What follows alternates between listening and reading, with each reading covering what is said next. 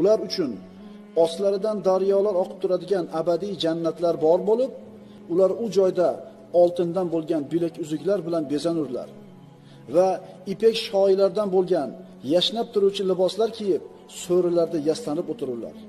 Naqadar yaxshi mukofot u, naqadar go'zal joy u.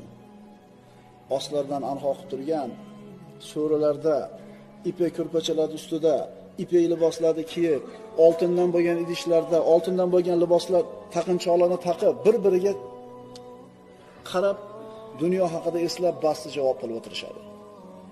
Naqadar yaxshi joy. U yerda nimasi zo'r? Turib ketish kerak emas-da bir yerga. Kech kirib qoldim, uyga boraylik degan narsa yo'q-da. Ko'kcha olib kelib, pamulcha olib kelib yo'q-da. Qo'y qo'yib ketibdi, suv qo'yib. Birodarlar, mana shu joy. Musulmon odamga intilish kerak bo'lgan joy mana shu joy.